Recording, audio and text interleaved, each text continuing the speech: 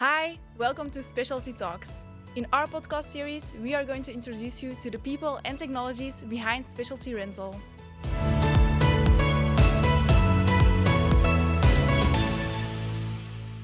Hi Stan, how are you? I'm good, thank you. And yourself? I'm good. Thank you for joining us today for this podcast. And thanks for having me. You're welcome.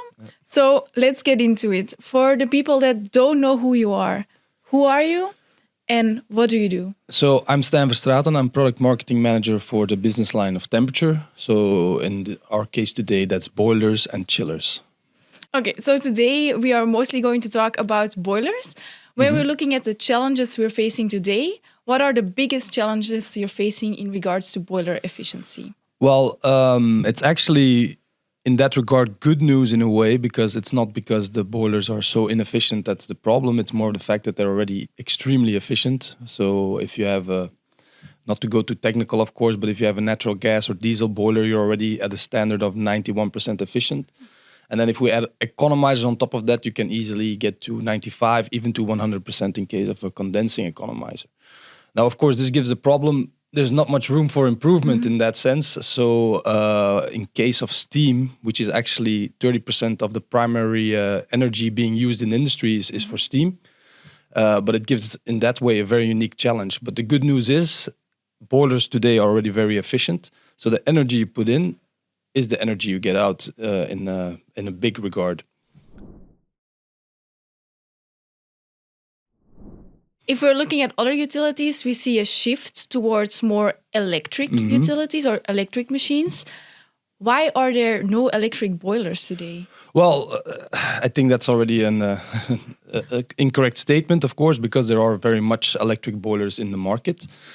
The big problem with electric boilers is, well, first, initially, the efficiency gain is relatively minimal to a natural gas or a diesel boiler. And it's not because something is electric that it's necessarily green. If you have, for example, in a lot of countries in Europe today, electricity is still being generated with natural gas. And to turn natural gas into heat is always a more efficient process than to turn natural gas into electricity. So if you have a country now that mainly uses natural gas for electricity, what you would do is you have a natural gas power station. You have a turbine there and you reach an efficiency of 85%, something like that. And you transfer the energy of the grid to an electric boiler. But that's never going to be more efficient than just locally generating the heat directly with natural gas.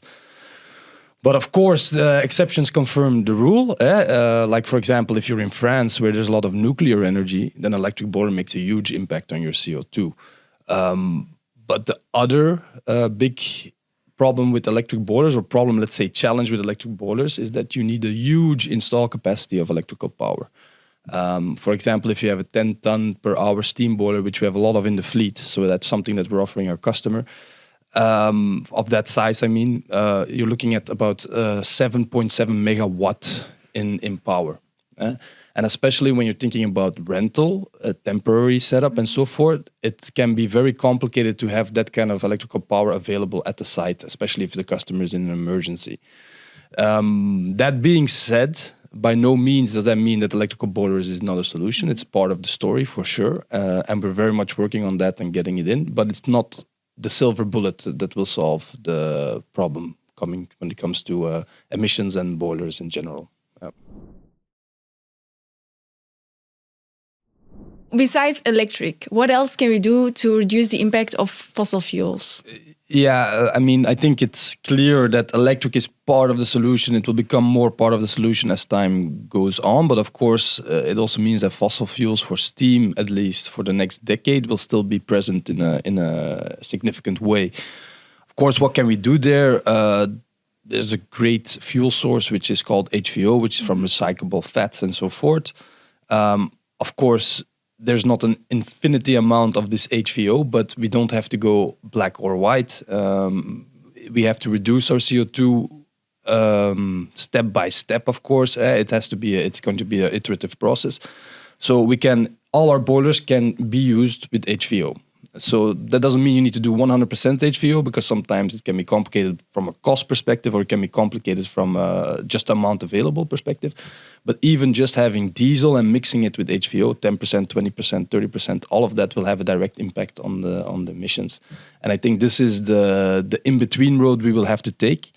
That we start mixing our fossil fuels, or use biogas or things like that, even in a percentage, to have always the maximum amount of emission reduction that we can do. And I think that's something we commit to at Atlas Copco. We offer the customer the choice, given their financial capabilities and so forth. And we always give them the choice. And one of those choices is mixing part of the traditional fossil fuels with renewable fossil fuels, such as HVO or biogas or things like that. Maybe a last point that's also interesting, but that's also not for today, is we also even made sure that all our boilers now, especially the new models, they can run 25% of a hydrogen mix in natural gas. And we made them so that we can retrofit them to 100% hydrogen. But of course, we also know hydrogen has some roadblocks to get over. But just to show, or just to demonstrate that we are ready for alternative fuel sources when they become more available. But I think that starts with HVO and things like biogas before it will reach hydrogen. So what are then the next steps to increasing the boiler efficiency in our fleet? Well, I can't maybe not say too much yet, but the easiest way to reduce emissions and also to save money for the customer is economizers. So we're very much pushing that our boilers all have economizers available that we can place at the customer. And even without spoiling too much, even with our next unit, we're looking to very much not make it an option anymore, and the economizer will come standard integrated into the boiler. This is what we commit with Atlas Copco to. We want to provide the greenest steam possible. So we feel that an economizer is no longer optional and that it should always be in there. And especially considering Europe, of course, there are some regions where fossil fuels are very cheap and the business case shifts. But in Europe, it's a no-brainer also from a money perspective of things, a financial side of things. So for me, the clearest first option to do is economizer. On every boiler we send out an economizer, always an economizer. That's the easiest step we can do initially. What are we looking at further, of course? There are things that we can do and also here I can't give too much details yet, but let's say we will extract as much heat as possible from the environment that's free, like the air that's a battery, and we want to see what we can do there with heat pumps and things like that. But again, in a temporary context, in a temporary solutions kind of way, it becomes more complicated. But that's what we see as the next step after the economizers. But first, we still have a lot of work to do with the economizer. Every boiler that is out on rent should have an economizer, in my opinion. That's at least the commitment we should make as Atlas Copco. Okay, perfect. Yeah. So this new technology you're talking about with the integrated economizers, how is that going to benefit our customers, and what customers is it mostly going to benefit for their own sustainability targets? So for me, the answer is clear. Every customer that's using fossil fuel boiler will have a straight 5% reduction in emission and 5% fuel savings cost. So for me, the only customer that cannot benefit from an economizer is the customer that's renting a standby boiler. So if the boiler is not running, of course, there's no savings, there's no emission savings either. That's clear. But from the moment, and we calculated it in Europe at least, if you're running your boiler more than 2 hours, there's already a positive business case. So for me, every customer can benefit from the economizer, with maybe the exception of a customer that is just renting it for standby and most likely will not use the boiler. That can happen, but it's a rare case, let's say. Yeah. Okay, makes sense.